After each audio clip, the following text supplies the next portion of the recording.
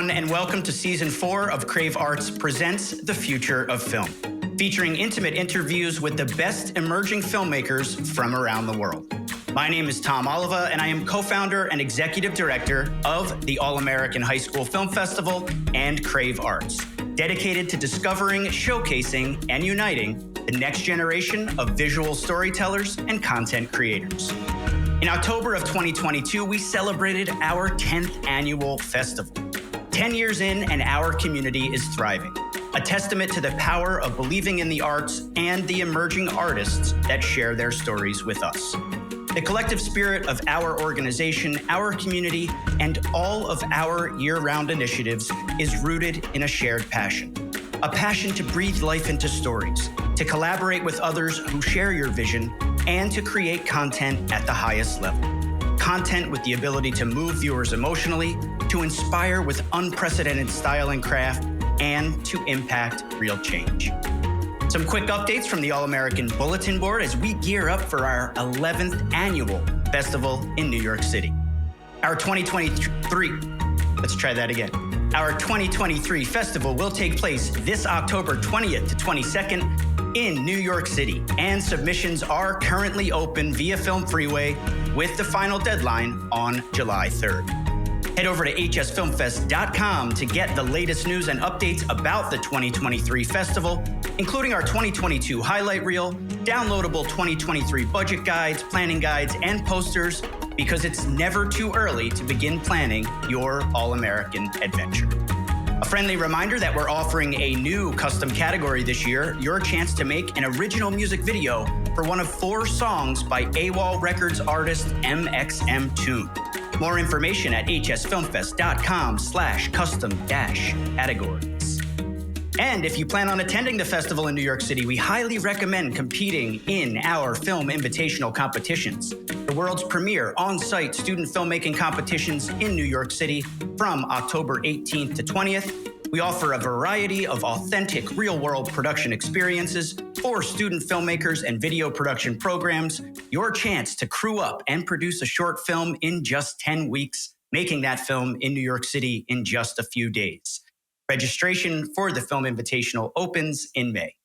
And teachers, if you're looking for a great way to boost your curriculum and elevate and inspire your students, check out our video production resource community and roadshow. 2 terrific in-person or remote opportunities featuring lesson plans and interactive presentations based on our library of exemplary student films. More information can be found at hsfilmfest.com under our Education tab.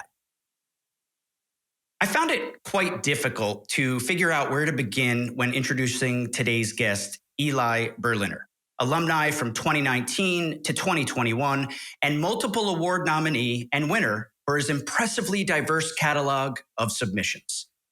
Where would I begin to explain and celebrate a young artist so attuned with the emotional cosmos lingering in every moment and so adept at elevating every project through profound, mature technique? It seemed that every time we opened a new submission from Eli, he was trying something new, fearlessly experimenting and expanding his repertoire while testing his enviable skills as a visual storyteller. The sheer volume of his creativity would have been enough to warrant an invitation to this show, an exploration of his inspirations, motivations, and undeniable grasp of the medium, a surefire gift to other emerging filmmakers as he navigated documentaries, experimental, and dramatic productions with equal parts curiosity, bravery, and finesse. To appreciate Eli's gifts, you need to see all of his work, to grasp his collective creative spirit and how nimbly he finds the pulse of such divergent and eclectic pursuits. If you first stumbled upon his experimental films, you would find painstakingly patient ruminations, reflecting the otherworldly, intoxicating nature of little things most people ignore, let alone capture in glorious ethereal beauty. In Eli's hands, these moving, breathing tableaus feel delicately cradled and cared for, as if he has an appreciation for every little world within our world that most of us reserve for only our most cherished milestones. His experimental film, Swimming in Light, illuminates the alien underwater world of 3 separate aquariums. Eli identifies the pulse of this graceful realm, building atmosphere through a mesmerizing cacophony of creatures, light, and movement. The shimmering spectacle elevated by a marriage of imagery, score, and editing. Another experimental, Cross Currents, applies the same passionate process, somehow bringing to life the inanimate imagery of electronic circuit boards. We hover above these miniature cities like a drone, aware that these worlds live inside the machines that are essential in our everyday lives, the mechanisms that fuel the very machines we are using to watch Eli's provocative display unfold. And this fascinating dance of the innate micro-macro nature of our world continues in Eli's award-winning documentary, Think Like a Filmmaker, where he examines the artistic process of his father. Watching it, you can feel how his experimental work informs his approach to delightful effect. We live in this creative world intimately, sharing time and space with the intricate imagery, crisp mechanical sounds, and passionate personality of the subject. It would be easy to brush off any of this work as effortless, but that's just Eli's magic, his ability to make the obscure familiar and welcoming. This gift is equally evident in his latest film, The Audition, a narrative that explores the nature of family dynamics, artistic pressure, and individuality, as if it's a fictional interpretation or evolution of the experimental and doc films that preceded it. In the film, the protagonist is suffocating under the relentless pressure of his musical training until he discovers that through painting, he can unleash his true potential as a pianist. It's no surprise that synesthesia plays a prominent role in the young artist's growth and his enlightenment. Watching Eli's work, it's evident that he too has the rare gift of understanding how to harness all of the senses as he immerses his audience in artistic visions worthy of our investment. I am incredibly honored and excited to be joined by Eli Berliner today. Hey, Eli, how are you? Welcome. Thank you so much. Oh my God, I'm like in awe. Thank you. I'm so excited to be here. Thank you so much for that introduction. And thank you for the festival, because like the festival every year inspires me so much. Like I have a visceral feeling every time I leave All American where like I have to go and do something. And it really has been so important to me. That's amazing. Well, it's a shame that you've aged out and that we might not be able to provide that spark. But of course, you are welcome to join us anytime as a cherished alumni with so much talent. I mean, when I said that when we open your submissions, it's like we never knew what we were going to get. And it was such a wonderful surprise every time. So super excited to speak with you today. We're going to get things going right away with something we call personal portrait. In this quick reply exercise, I'm going to say a word or ask a question, and you just reply with the first thing that comes to mind. Ready? Cool. Let's do it. All right. So as a native New Yorker, I'm a little jealous of that. I can only imagine your experiences growing up. I have to ask, what's one of your favorite places in New York City? Okay. Take the subway 40 minutes. I take the subway 40 minutes to school every day and back. And it's such like a meditative thing for me. I like plug in AirPods and listen to music. And it's just like, I come up with film ideas on the subway. I'm also filming the subway. I'm making like another experimental film about the subway, and similar to like Cross Currents and Swimming in Light. But I just love the way it functions. It's a great answer. And, you know, I think anyone who comes to New York is, I like that the ding happened right as you said the subway, by the way. It's like you plan this stuff. But I think anyone that comes to New York is a bit intoxicated by the atmosphere of the subway, good or bad. Yeah. Do you get excited like I do when a train pulls up that you're getting on and it's one of like the newer trains as opposed to one of the grungier trains? They're like a whole like new thing of trains now. I'm excited. When I go back, I'm going to see them, but they're like a whole new, Yeah, very cool. Okay. But I also miss the old ones because you could film out the window, and you can't do that anymore. Well, you better get on some of those old ones to work on this experimental then. Another New York City question. What's your favorite thing to eat in New York City? What's my favorite thing to eat? Oh, okay, that's a good one. I'm going to go with classic bagels. Right now, I'm like missing a really good New York City bagel, and I'm like craving it all the time. But what do you put on the bagel? Are you like a cream cheese guy, butter? Do you go like fancy? Lox and cream cheese. That goes really hard. Like a poppy seed bagel or sesame with lox and cream cheese. There's like this bagel place right next to my school, and I would go there like way too much, but it was. You're making me really hungry because I didn't have a chance to have a proper lunch before our conversation. I like an everything bagel with like a thin layer of cream cheese, tomato, and red onion. Yeah, amazing. Oh, that's perfect. Yeah, it has to be thin. It can't be too thick. If it's too thick, it like. Yeah, like you want to taste the bagel. You know, some people like have like 2 inches of cream cheese. I never understood that, but hey, to each his own. So another question about food. This one's very serious. Do you fold your pizza when you eat it? No. Right. I find it a little weird to do that. You got to like eat it like a piece of pizza. I don't know. I guess I think the New York thing to do, but I like to. So we're learning about New York things to do. Okay. What is your most used phone app? My most used phone app. Wow, these are really good questions. Either my camera, I use that like all the time. Like I love just like scrolling through my camera roll. It's a crazy place, but I love it. Music. But yeah, probably my camera. Like I go there all the time. I like to just film everything. Like all my friends, they always see me like just like filming everything around me. Perfect. Hey, better than social media. Much more authentic. Okay. What is the weirdest thing you have in the room with you right now? And I'm getting I love that our show's visual now because we're getting a nice like visual of your room. What's the weirdest thing you have in there that you can share on a, The weirdest thing I have in here. I'm looking around. This is my college dorm room. I have an eye chart right behind me. I see that. Cool thing. I have my roommate's like South Carolinian very sweet soda everywhere. There's like cans of it everywhere. Really good. What is wine?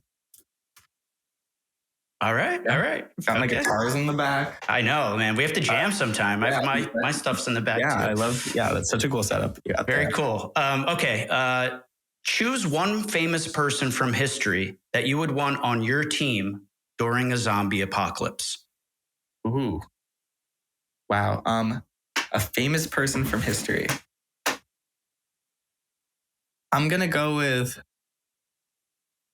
This is the first person that happened to mind, Nicolas Cage. I feel like he's in a lot of zombie apocalypse movies, and I feel like he'd like know what to do, and it'd be good. It's a great answer. Okay. On a more serious note, for real this time, film school. Film school. I'm not in film school, and we can talk about that later. But I think it's good for some people. For me, it wasn't the right path. Great. Yeah. Yeah, we'll talk about it. That's a great answer to, whet our palate for where we're going to go with that conversation. The most important thing a film can do is make the audience feel something. Couldn't agree more. And you already gave a really nice shout out, but I usually end with All-American High School Film Festival. I'll go with inspiring. Awesome. I appreciate that. So let's dive a bit deeper into all things Eli Berliner, the artist, the filmmaker, the young man. It's so wonderful to reconnect with you today. Yeah. Where are you currently and what are you up to as it relates to making art? Yeah. So I am currently in my college dorm room. I am at Yale. And I am tentatively a film and media studies and humanities double major, but that can change. I am working on a lot of films, but I think there's a really nice community of filmmakers here that I'm sort of working with to reinvigorate the film scene here, which is a very interesting film scene and a really great, strong community. I am working on 3 or 4 short films right now. Last weekend I was on 2 film sets. I'm going to be on a film set next weekend. I'm just trying to create more stuff. It's muscle memory. You got to just keep doing it. I'm also just living life, college experience, going to classes. I'm taking some really cool classes right now. And I took some really cool ones last semester. So yeah. And you're a freshman at Yale. Yeah. In the second half of your first year. So getting acclimated with apparently a South Carolinian roommate. Shout out to my roommate, James. Very cool. Very cool. Hey, that can be dicey. So it sounds like you've got a good fit and that's great. Yeah. Why Yale University? Yeah. So I was debating between Yale and film school. And it took me to the last second to decide. It was literally, I chose Yale because I felt like when I was looking at like some of the courses at film school, it felt like, to me at least, you're making a film every week, and the creativity can start. I've like done a couple programs like that, and the creativity starts to feel forced at a certain point. Mhm. And I felt like going to Yale, I could almost let myself breathe a little bit to study philosophy, to study humanities, to sort of that stuff will help me with my films, but at the same time be able to make films. Like, for example, Yale has really amazing resources for filmmaking. There's like a grant that you can apply for each semester. It's not like amazing, but there is film here, and there's a film community here. And I was sort of surprised at how much film there was. There are films being made all the time. But I wanted sort of a mixture of being able to like continue making films, but also taking humanities classes and having, I feel honestly, I'm very happy that I chose Yale because I feel more inspired than I think I ever have in some sense here, because I'm surrounded by like insanely talented people. Like, it's actually crazy when I think of like the people I'm rooming with. Like, some of these people are just like so talented. And I'm taking really cool, like I took a class on the history of storytelling last semester. I took a class on like philosophy. I'm taking a class on computer music. Like, all of this is like super cool. And I feel like it's well-rounded. Hearing you talk about it really does. I feel like I know you through your work, and obviously getting to know you even more now, which is great. But it feels like such a good fit for you. And I sense the creative burst you're getting from these classes that might not traditionally be thought of as a route towards that. But, as someone myself who loves being a student, and I know everyone doesn't, but I've always loved being in those humanities classes and the inspiration I take from them. And it's the weirdest thing sometimes that can spark an idea. But just sort of being surrounded by all that classical knowledge and the places that it can take you. And you already are so accomplished as a filmmaker. And I'm sure you feel like you have a long way to go. And I'm sure that's true too. And I also, I think it's great that you're giving such respect to the people around you, because I have a feeling they feel the same way about you. And if they're anything like you, wow, what a community and what relationships and networking you must be building. Yeah. So what does it mean to be, you said film and media studies and humanities double major. What does it mean to be a film and media major? Yeah. So most of the classes are film studies classes, which I think I like them, and I also have reservations about them at the same time, but they're interesting. I've watched a huge amount of like films, especially I was in intro to film studies last semester, and we had like a film screening every week, and we would watch like 16 millimeter prints of like really old movies that was just beautiful. And it was a really cool class because I was introduced to a lot of movies I haven't. It's a lot of like breaking down scenes, shot, really getting into what makes film. There's also some like philosophy aspects to it, which is really interesting. Right now I'm taking intro to media studies, which is a whole nother thing, thinking about objects that communicate importance, or objects that I had to write an essay the other day about an object that is media, and just like write 2 pages. I wrote about scaffolding in New York City and how that holds meaning to the people of New York City. So it's a little bit more abstract than like a film production program, but I think it's very interesting. And then there's also some film production classes. And I'm going to take one, I think, next year. I'm taking one right now called the Film Director's Craft, which is really fun, where you learn about a filmmaker 1 week and their techniques. And then you make like a short exercise as if you were that filmmaker. So like implying how they work with actors, which has been a really fun. I'm just getting into that class. But I also, like last semester, I took a class called the History of Classical Storytelling in the Modern World. We read like Aristotle and talked about like 3-act structure. That was really interesting. So it's very humanities focused, but I'm doing a lot of the like physical filmmaking extracurricular.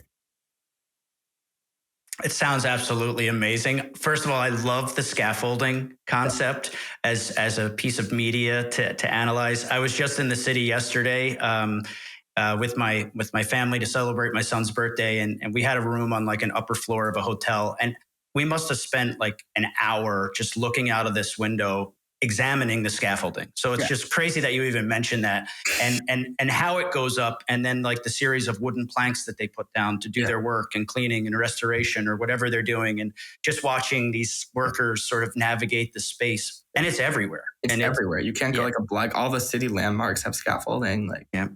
Yeah. It's a constant refurbishing process happening in what is now becoming an older city. Just fascinating, and those courses sound amazing. So why? I guess is there any sort of like takeaway for someone who might be listening about? I mean, you're already answering all of my questions, which is amazingly intuitive of you. Usually I ask like, what's a favorite assignment? You check that box. Why was Yale the right fit for you? You check that box. But is there a takeaway for someone who's listening out there who's really torn about ultimately what made this decision for you? Yeah.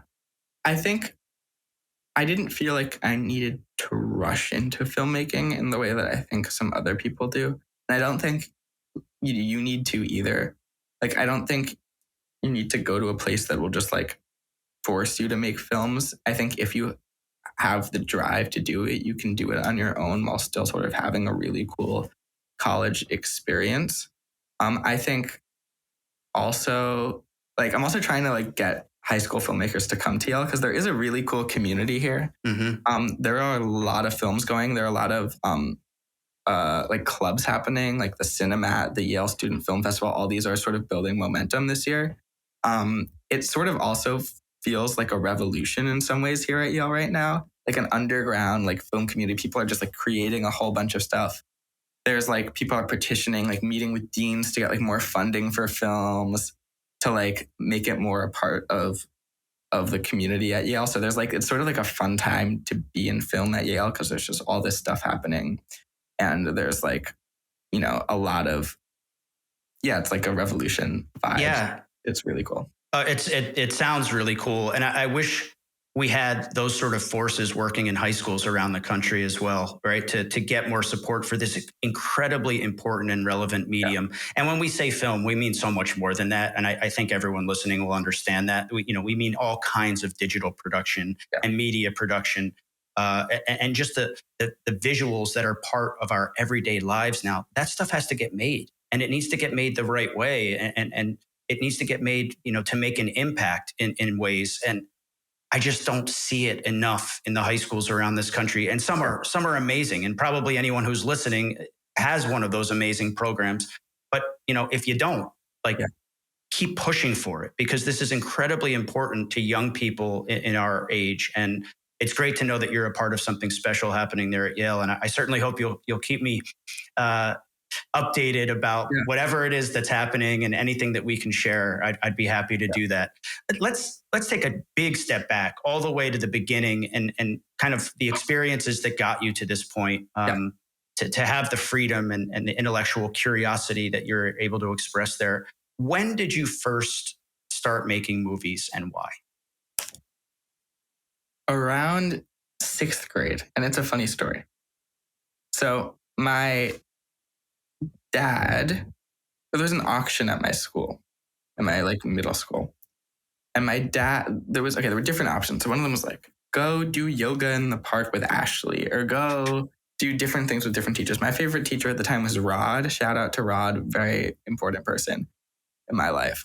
But one of the options was make a documentary about Robert Moses with Rod. And I looked through the catalog and I was like, ooh, I want that one. So my dad didn't know how to work technology. It was supposed to be for 2 people. My dad accidentally clicked it a couple more times than he should have, and I got both slots. So I started on this journey of making a documentary about Robert Moses with Rod. And for those who don't know, Robert Moses is he built all the infrastructure around New York City. So he built all the parks, all the bridges, all the tunnels, the UN, a lot of these big buildings. But he also tore through neighborhoods and stuff with his highways and displaced a lot of people. An urban planner. Yeah. An urban planner. So it was supposed to be a 10-minute film. And for some reason, I was just really into it. So I ended up making this 20-minute documentary about Robert Moses. And I went to all the places. 6th grade. In 6th grade. I went to all the places he built. I went to Jones Beach. I went to all the highways. I drove down them. And then I edited it. I think I spent 2 summers editing this film. It was a big time commitment, but I had a lot of fun during it. I really enjoyed it. And I somehow the medium of film, was just like really, it felt like natural to me in some way. And it was like, just like a very natural and fun experience. And I just felt myself, like I was those nights, where you're like working and then all of a sudden it's like 3 hours past. Like it was like that when I was editing. And it was just a really great experience for me. And then after that, I started making more and more films and just kept going, sort of. But that was like the first one. Holy Moses was the title of it. And does this exist? Is this on your website? I don't think I saw it. It might on be there. At the very bottom. Okay. It's embarrassing because my voice is like 10 times octaves higher. Well, I mean, you were young. That sounds like an ambitious start, and also not really surprising at all. And you've gotten into so many different genres and really excelled at all of them. I want to talk about that, but first, why? Like, why film? What is it about this art form that caught you? Yeah. Why do you keep doing it? First of all, I think it's fun. Like I enjoy it. And I think that is something that's like a starting point because I just really enjoy doing it. It feels natural. I get lost in it. And that's like the first thing. I think also I love when I'm just like in a movie theater and I like start crying or I feel something and I feel any emotion, when I feel scared, when I just love that feeling. And I feel like if I can try to replicate that somehow and make other people feel things through my work, that is something that I aspire to do. And I think I'm always learning as a filmmaker. But that is something that I think inspires me too. Another thing is I was like listening to an interview the other day, trying to remember, it may have been like an actor who worked with Alfonso Cuarón who did like Roma. One of my favorites. One of my absolute favorites. Yeah, he's so good.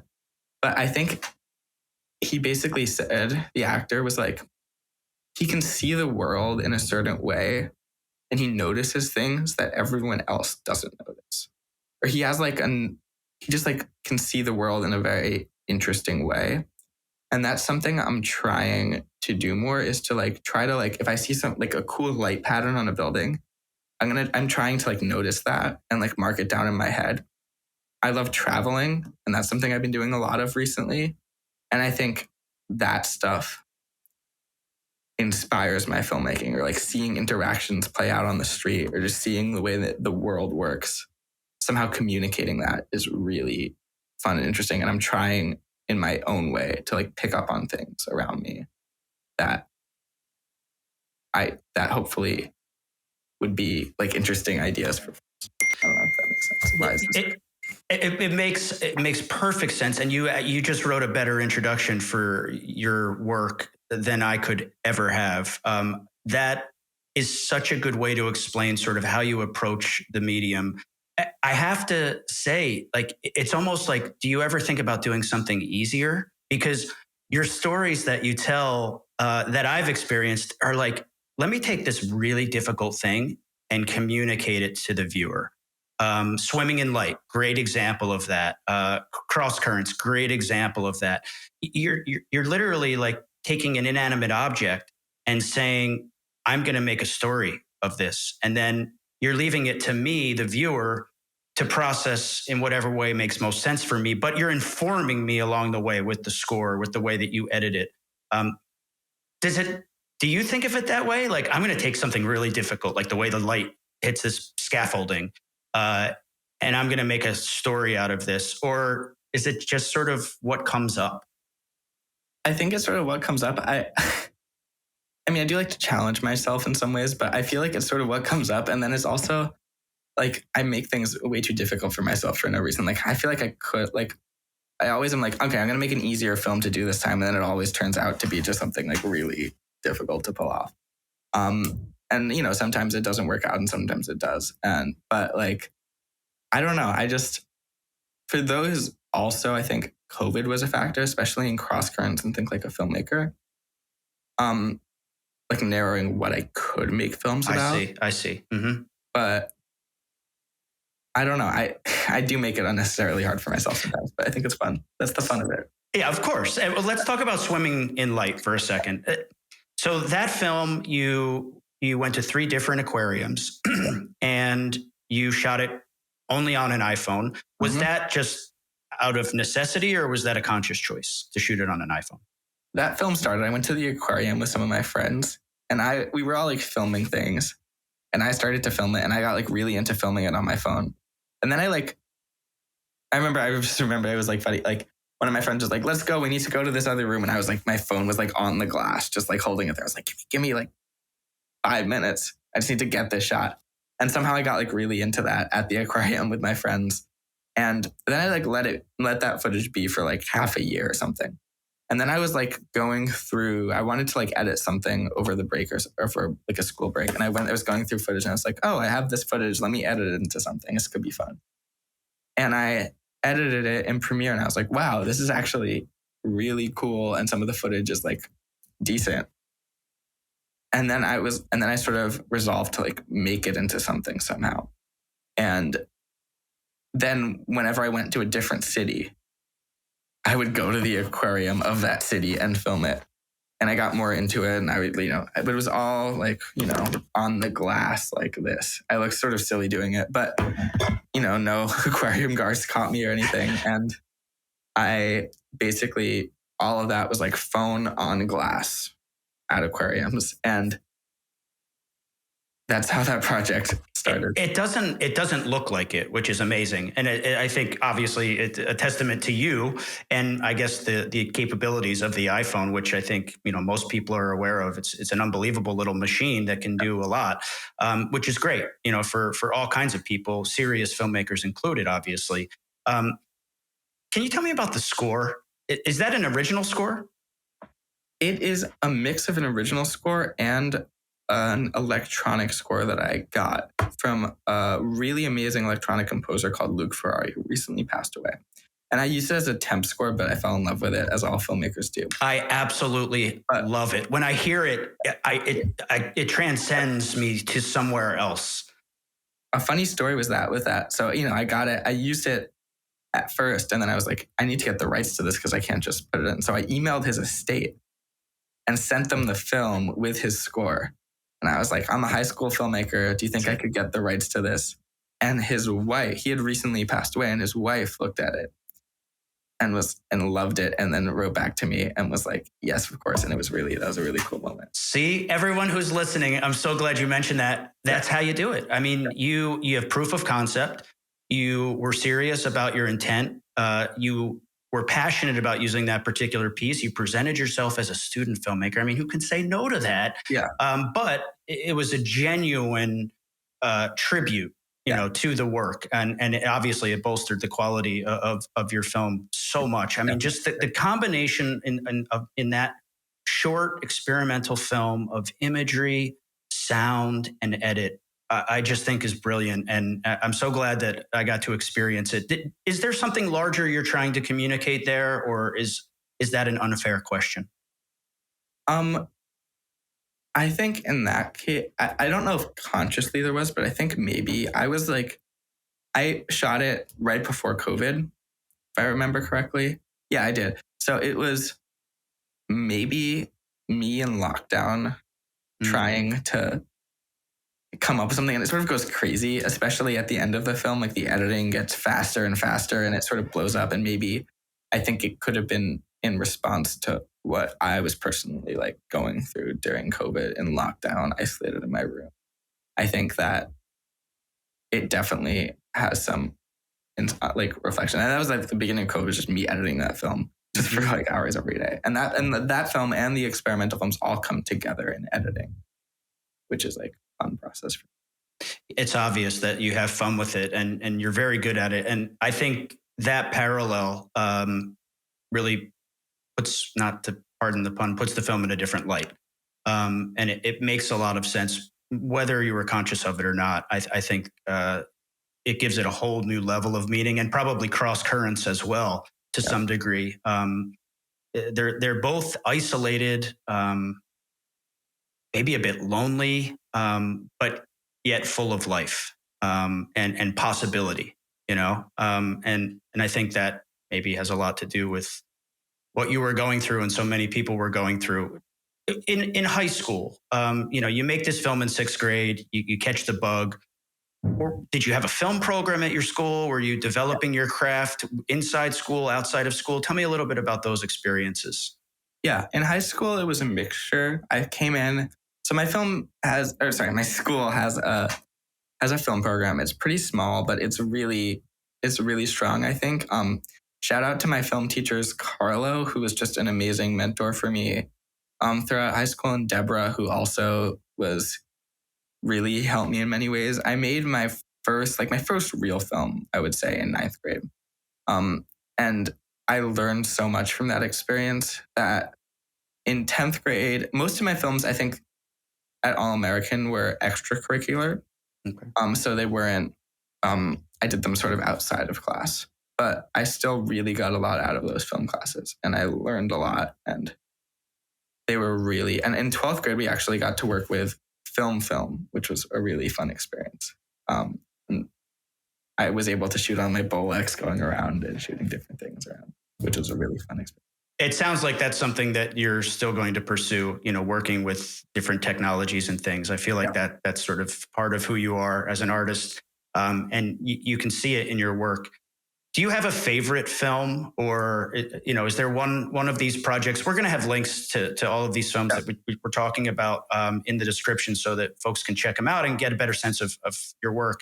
Is there a favorite project or one that was just sort of stands out to you? That I worked on? Yeah. Yeah. That's a hard question. I bet. I have like different relationships to each of them. When I watch them back now, I always see things that could be improved. I'm proud of Swimming in Light, I think, a lot.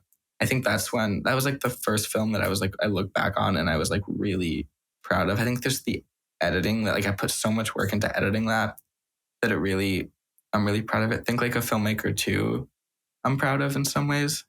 I Think Like a Filmmaker has become a staple of my roadshow, just so that you know. I take that film all over the country and use it as an example of what good documentary filmmaking can be, and also what achievable filmmaking can be. The singular focus of one person and one specific aspect of that person's life is a really achievable focus point for emerging filmmakers. And of course, you do it at the highest level. And you're interviewing your dad, which is so cool. I mean, I have two sons. I can't imagine them sort of taking a look at something that I do and diving in. Can you tell me a little bit about that process and what it was like, not just making the documentary, but also working with a family member? Yeah, that was a very fun process. It was, okay. So I basically, after school, I'd go into the basement and see my dad in his little studio. I'm super jealous of his little setup. I mean, he is the coolest artist. Yeah, no, it was crazy. And he was doing these beautiful artworks. And I was like, okay, I want to make a film about this. It's COVID again, right? Okay. It's the lockdown. I want to explore this. And I interviewed him first for around 4 hours. It was a very intense interview. It was a very intense interview. It was really fun, but it was, there was a lot of back and forth, and I put some of that in the film. And I think working with him, he originally, in the Moses film, he helped me a lot with that. And I'm very fortunate, and I feel like it's a privilege to have a dad who's also a filmmaker. But at some points too, I think right before high school, I sort of cut him off from my filmmaking. If that makes sense. I see that. Mm-hmm. So I said to myself, he is such a creative force that it was sort of hard to work with him. And many times, so I said, he can see my films, but after they're done. And with this film, he sort of saw me working in the process, he's never seen that before. So I think that was an interesting thing. And it was also his reaction when I showed it to him. I can get into that after. But basically, I interviewed him for 5 hours. I went around his studio, took B-roll, but that was a film that was constantly being updated too, because his work was constantly changing. Okay. So I had to go back, a week later, this thing that was only a little bit is now something totally different. And I have to refilm that. But it was fun. It was also sometimes annoying working with him. But I guess that's just father and son stuff. Did you have a plan? When you were making it, Yeah. Was there a plan like I'm going to do a micro macro, I'm going to show the little pieces to reveal the whole, or what was your goal? I know obviously to present the artist, right? But I would love to know, because I do use this film as a teaching tool. What was your plan?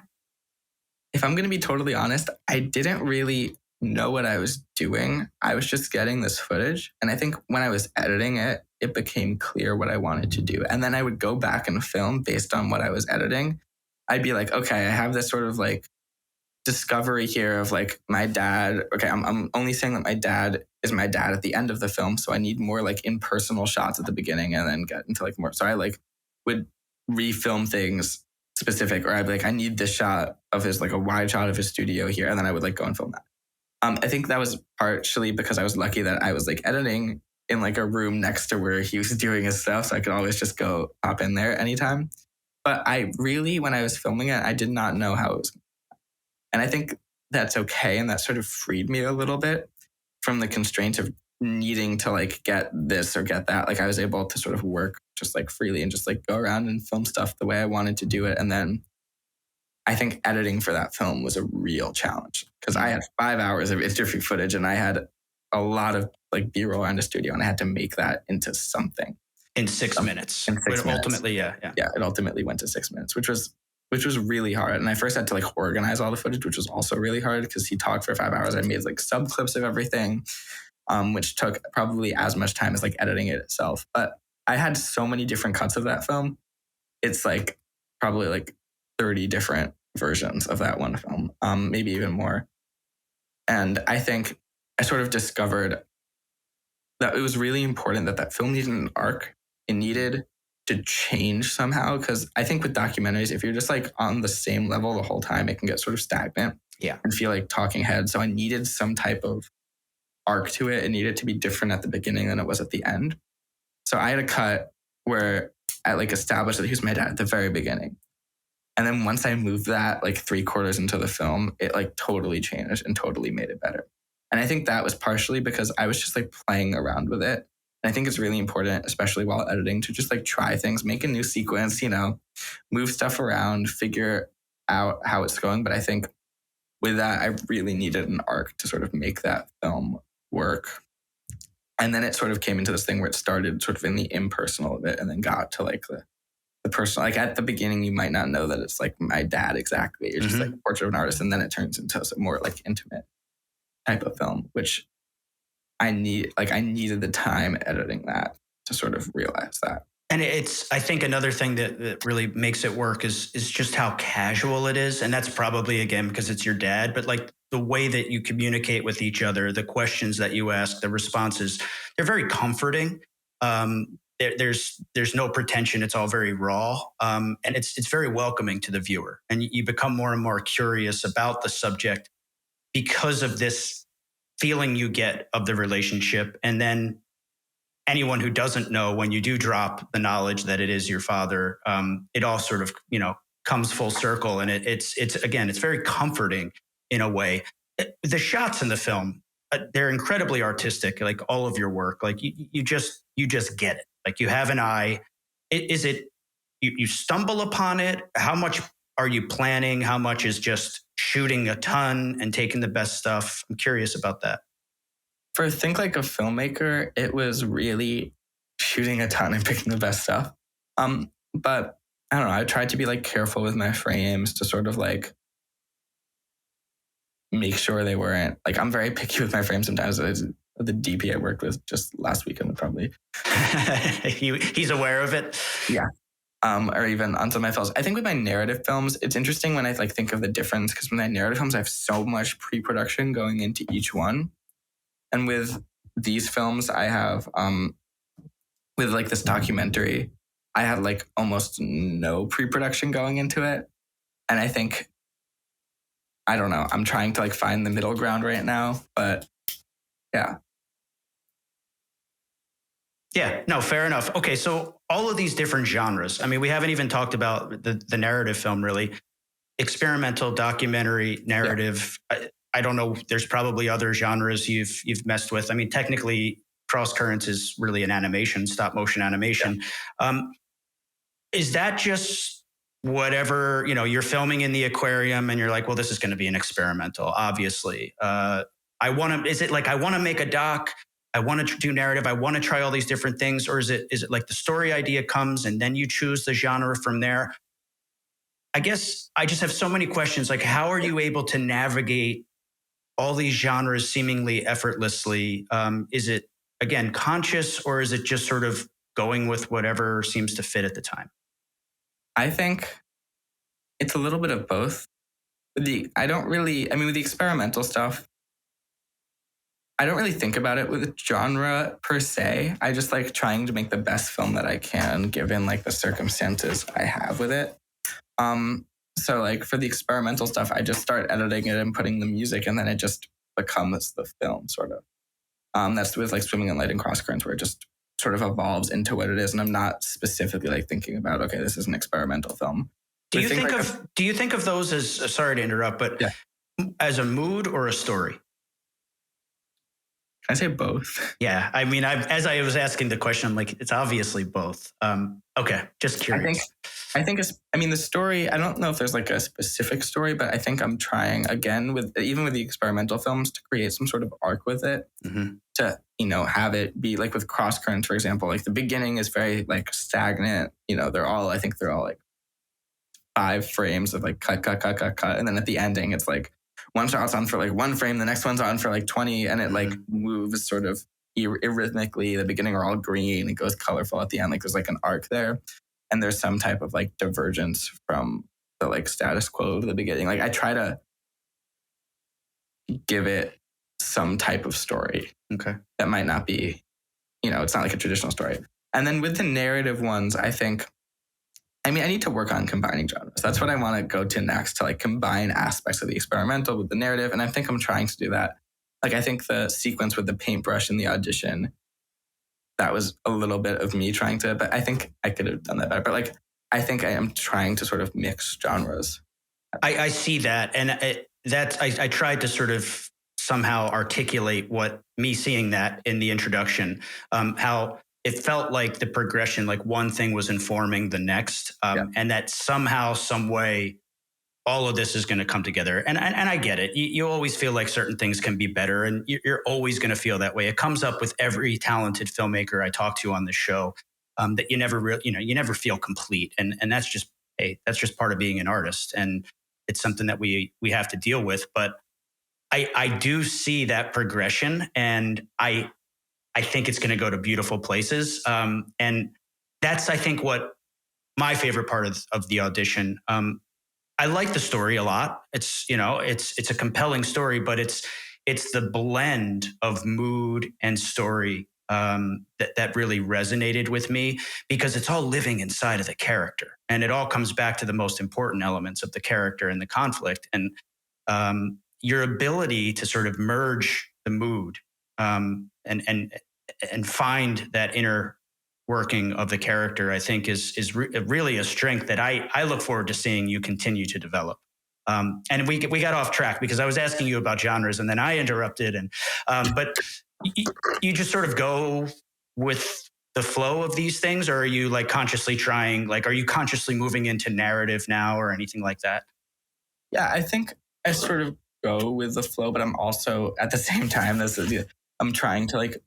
Right now, I'm a little bit trying to move in towards narrative. I think I want to just experiment with like stories in a more traditional aspect of like an actual story, but like also trying to incorporate the more strange elements into that, which I think is like it's challenging, but it's I think it'll be fun, and that's what I'm sort of working on a little bit now. But I think with like the audition, for example, that was basically, I thought of that as a narrative film going into it. I have like the vibes I want to communicate, if that makes sense, of like this magical, like grounded, and then this sort of magical moment, and then like grounded, and then it sort of blossoms. But that was a lot of pre-production.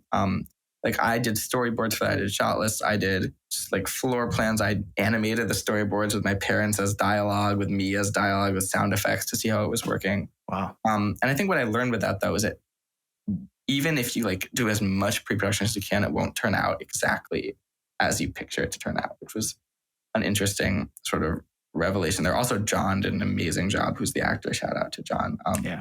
I think he delivered what you said about the character there. And I also noticed that a lot of your work is sort of a solo mission. Is that just, it's not me assuming it. I guess that was COVID though. It sounds like that was, you didn't have any other choice. And then when you did, you made something like the audition where did you have a full crew or not a full crew, but a few people helping? That was, so Think Like a Filmmaker, all those experimental films were solo. And then the audition was, I had a crew of like 5 to 10, I think it was like 5 people maybe. And that was a really fun experience too, working with the crew and really collaborating. And here at Yale, I think I've collaborated a lot more, which has been really fun, of just like working with different people. And there's some really talented people here. So I've been, working with them. And I think collaboration is really fun. And I sort of missed it in a lot of those films, I think. I think I needed to make them, but it was still, So what's your favorite thing about making a film? What's the part that, you just get excited about every time? Yeah, I think editing is so fun for me. Like, I love it. I get lost in it. It's obvious. You can feel how much you love it. Yeah. It's also like, I don't know. I was thinking about this the other day where I'm like, I do a lot of music.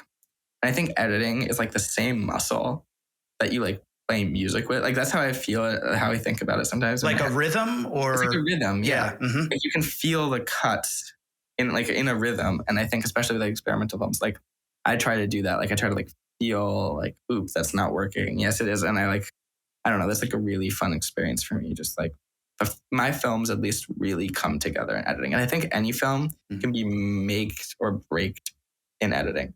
Like a great script and a great like shoot, if it isn't edited well, it won't come out amazing. And you can take, maybe not the best script and make it into a good film through editing. So I think that's like the mediator. For all of the aspiring editors listening, do you have a specific process? Like you have everything, and I know that you never have everything. Like you said, Think Like a Filmmaker, you're going back, but in a sense, you have everything. Where do you start? How do you work through it? Yeah. I first have to organize my footage. You need to do that or else it gets really messy and really bad. You have to, if you like, I like to make sub clips where I like name them. You have to, put them in bins. Let's just be very organized. That's the first thing, because then everything falls apart if you're not. I like to do a phase where I sort of just like play around with the footage. Like I'll just put 2 things together, see how it fits. And before I even like think about like story or anything, I just like lay some footage down and yes, no, maybe, and just see if it's working. Make like a little story painting. Yeah, make a story painting. Even in a narrative film, I'll do that. I'll like, the first thing I edited in the audition was the painting scene. Just to like get that, because that was like, just to like see if it was working, just to play around with it. And I think, just like make different cuts around, play around with it. And once you feel comfortable with the footage, once you know the footage, then you can start to think about it a little more sequentially and to go sort of through it. And then that's your first cut. First cut's going to be terrible. You revise. Do you show that? Will you share that first cut with some trusted people, or is this all happening? First cut? No. Okay. I need to like make the first cut, like take a break of like a day, like a couple, like take a little break. And then I come back to it. I edit it. I edit it a couple times and then I show it to people. And I have some people I like to show my cuts to. Some friends, my aunt is good at looking at cuts. Like there's like some people. Yeah, of course. I don't show it to my dad, but like I like to show my cuts to people. And then from there, you're just revising over and over again, make sequences also, but like try things. Like don't adhere fully to exactly what's in like a script or something. Cause like move scenes around, like play with it. That's like your job, I think, to like, yeah. Is it hard to know when you're done? Oh yeah. I still want to go back and edit like every film I've done. It's not, at some point you just have to say, okay, moving on. Yeah. That's a brutal part. My next question is, what's the hardest part? I don't know if we just answered it, but what do you find to be the most challenging part? And you work in so many different genres that it's maybe hard to answer that as a whole, but if you can try or even just focus on one film. The hardest part, I think I mean, in think like a filmmaker who was coming up with a structure.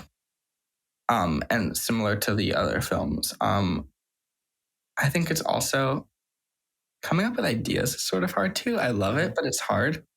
And that's a fun, like, especially when I'm working with narrative films now, like coming up with good narrative ideas. It can be hard, but I think that's the fun of it too.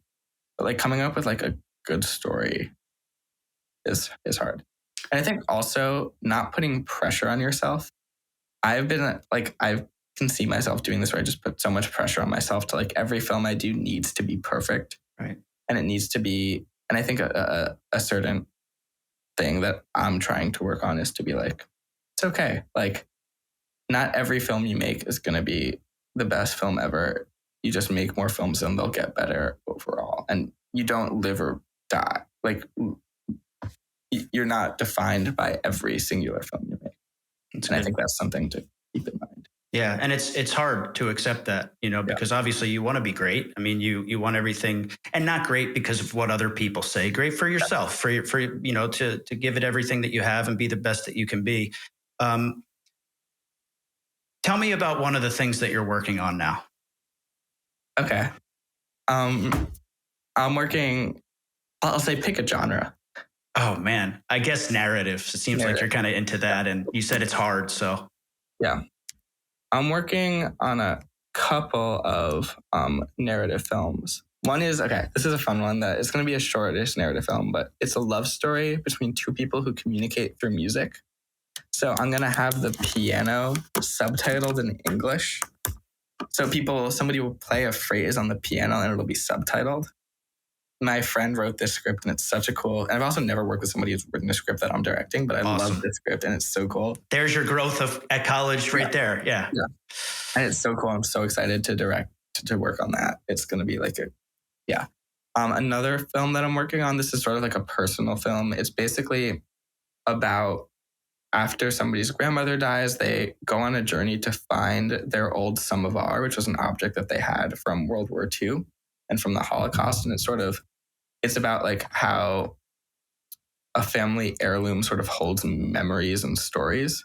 And through like searching for this one object, this kid learned so much about his grandmother's life.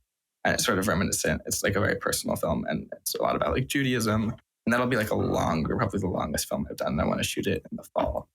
But I'm writing that now. That'll be. Both sound amazing.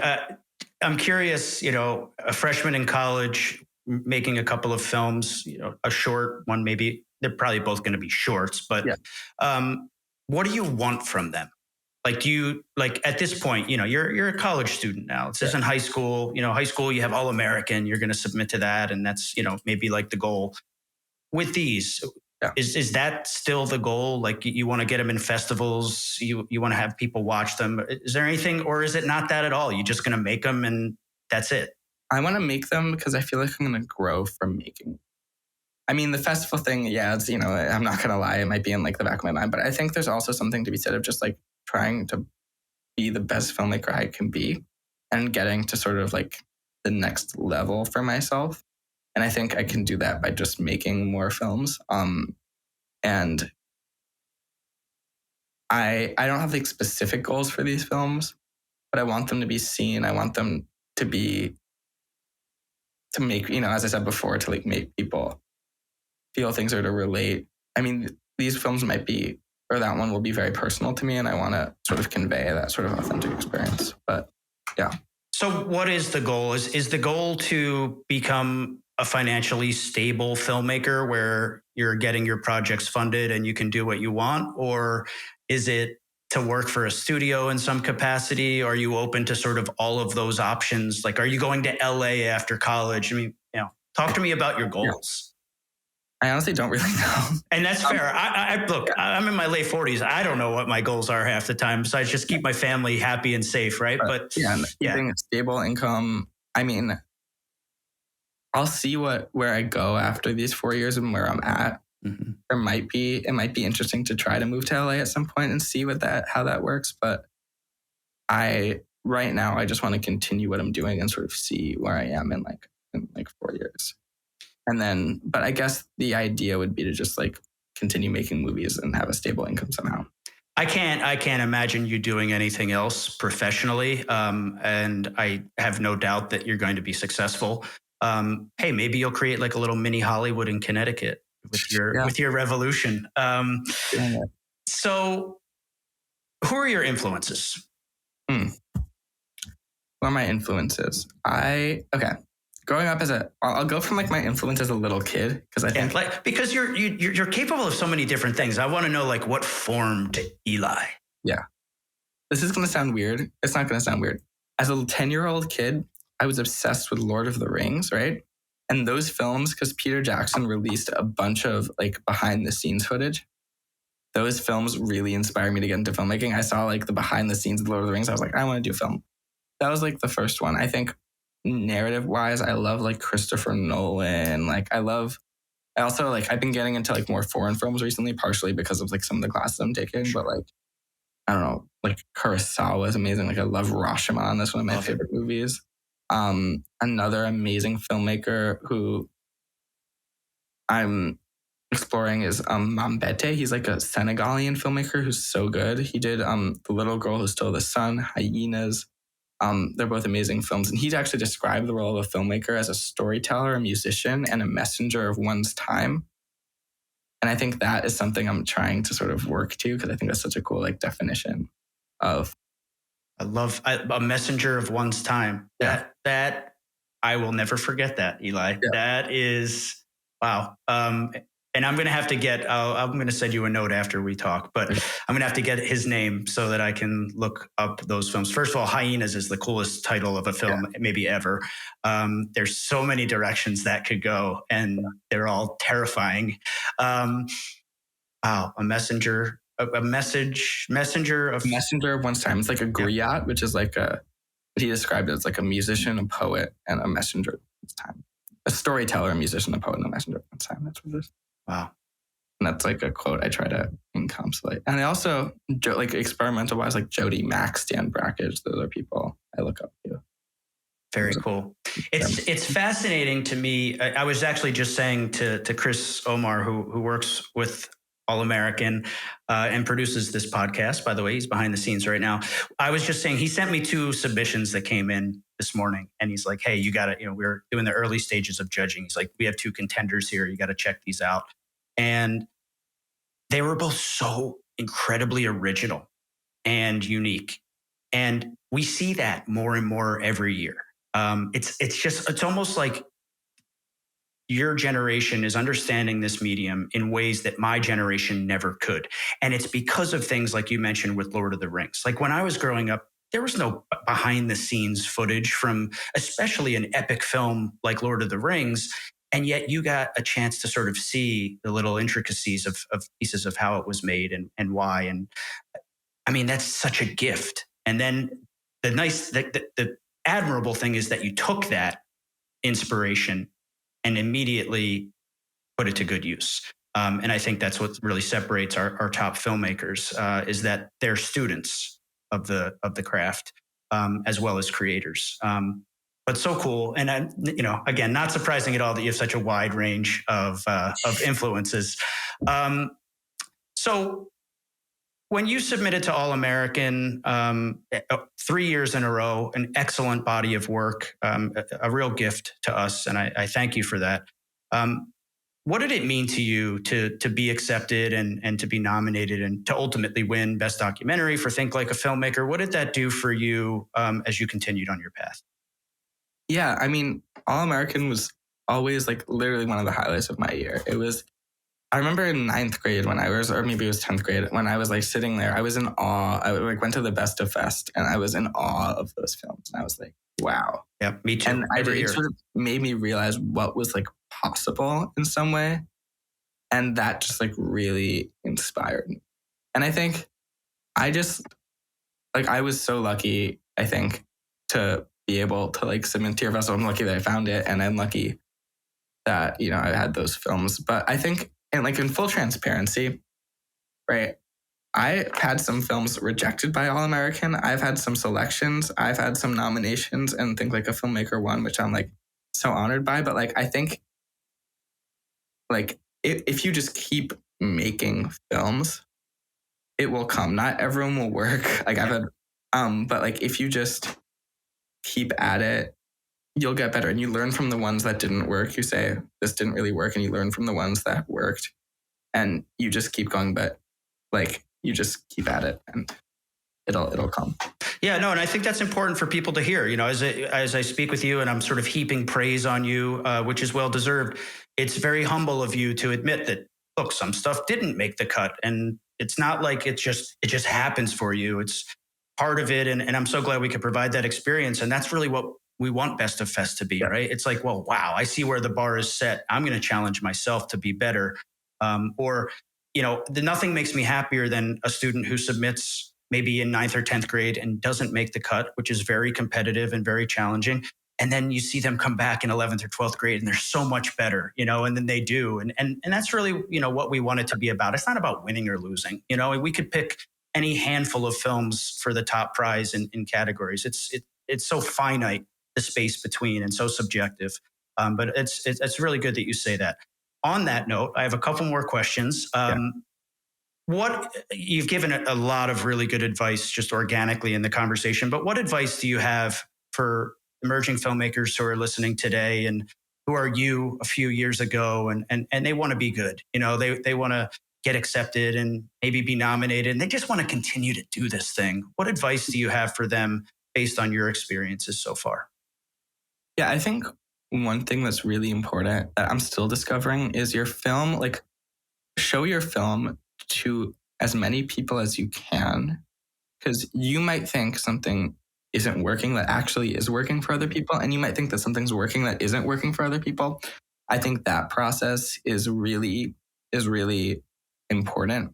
Like sometimes I'm watching a film and I'm like, I'm not super proud of, and I watch it in front of an audience and I'm like, whoa, yeah, this is like a totally different read than what I was expecting, but that's okay. So like show your film to people. I think another one is to just keep making films. You get better. It's like a muscle. It's like practicing an instrument. You get better the more you do it. But at the same time, let yourself time to breathe. Let yourself time to live. Like live a little bit. You're in high school. Like enjoy your life a little bit, I would say. And don't put too much pressure on yourself with the film thing, because what you're going to be using later in life, I think, is your like experiences growing up. So, you know, be aware of the world around you in some ways. Live. Yeah, have a balance. Have a balance of the work and the life. And then continue to make films, continue to explore. Also, don't worry about the technical aspects of it. Like that will come, and you might be like intimidated by like some really technically perfect films, but that will come to you. Like what matters now is like the storytelling, what you're doing, and the technical stuff will get there. I could not agree more. I preach that. And it's funny mentioning just sharing the films. You know, I share so many of the student films when I travel, when I present. And, you know, it's just a natural part of being a presenter, but also something that I've actively started doing as research. I watch the audience, right? And many directors have had, you know, test screenings and things where they're watching the audience watch the film. And it's amazing, you know, how you can see what works and what doesn't, and what kind of surprises you find along the way. So really good advice there. One of the things I like to do to wrap up each episode is to have our guest give some recommendations, anything that's on your radar right now. And I know you're into music. I'm very into music too. So music is an option, something that you're listening to, or, you know, something that you watched recently that really stands out. It can be anything at all, but any recommendations for folks that will, you know, give us a little insight into your tastes and what you're into, but also just some good stuff to check out. Yeah, good stuff to check out. I don't know, listening music wise, I've been really listening to a lot of Tom Misch recently. Oh, I'm so into Tom Misch. That's great. Yeah, Geography is so good. It's like that album is so good. I've been listening to like so much of that. A lot of great rhythm, amazing bass lines. Yep. It's so good. And it also like combines sort of multiple genres too, which is really cool. I don't know. I love his work. It's like lo-fi. Listen to like, I don't know, listen to a movie the other day. That's so good. Yeah, I'm a lot of him. Check him out. Have you ever listened to Bruno Pernadas? I have a little bit. Yeah. Yeah. It's different, but again, a lot sort of multi-genre. Yeah. No, it's so good. Yeah. But yeah, I've been listening to a lot of that, listening to some jazz, I think jazz somehow helps me with film ideas. I don't know why. Like put on some like Wes Montgomery and like come up with some film ideas. That's always fun. Movie wise, I recently watched for a class. It's a really devastatingly sad movie, but it's so good. Sancho the Bailiff. I don't know. It's like Kenji Muzigachi, who's like a famous, like, I think he's like a pretty famous Japanese filmmaker, but it's so good. Oh my God. I was like in tears by the end of it. It's really sad, but that was one of those films I was like sitting there, like bawling my eyes out, being like, wow. Another film. I don't know why I'm smiling. I'm like smiling ear to ear as you talk about crying to this sad movie, but I sense your passion. Yeah. Another film that I cried out, that one of my film teacher, Deborah, and Rob in high school, shout out to them, that they introduced me, was this movie Lamb. It's an Ethiopian film that is so good. Oh my God. It was at Cannes a couple years ago, but it is like, sticks with you. It sticks with you. It's beautiful cinematography, beautiful music. And just a beautiful film. Can we see, because that sounds, both of those sound amazing to me. Are they films that we can find on, like, are they on Netflix or something? Yeah, those are, I don't know, Lamb is on Amazon. They're out there. They're out there. Okay. But those are like two films I've seen recently that are like, I don't know, I've seen them mostly because of like, I wouldn't normally see them, but I saw them in like classes and I was just like totally wowed. Yeah. Very cool. Well, selfishly, I'm excited to check both out. It's one of my favorite things about each episode is just, tapping the mind and heart of the emerging artists that I'm speaking to and getting some recommendations that will help me grow. And I hope help our listeners grow as well. I cannot say enough about how proud I am of everything that you've created and done, your humbleness, the insights that you're willing to share, and how excited I am for your future. I want to thank you for an amazing conversation. I encourage everyone to check out Eli's impressive body of work in the description. And thanks to everyone for tuning in once again and joining us. A reminder, this is just one conversation with the future of film. You can always go to hsfilmfest.com for more information on the All-American High School Film Festival. And please be sure to subscribe and share across all platforms to support our important community of emerging artists. I will see everyone next time. Eli, thank you so much. This was great. Thank you so much. This was so amazing. This really means a lot to me. And I'm so honored to talk. And I certainly hope that we will keep in touch. You're not too far away. Perhaps we can get together for a coffee or something soon, or a bagel, maybe. Yeah, let's get a bagel. Get your cream cheese on everything. There we go. But yeah, seriously, man, just keep doing your thing. I'm incredibly excited about your future, and I hope we keep in touch. Thanks for joining. Thank you so much.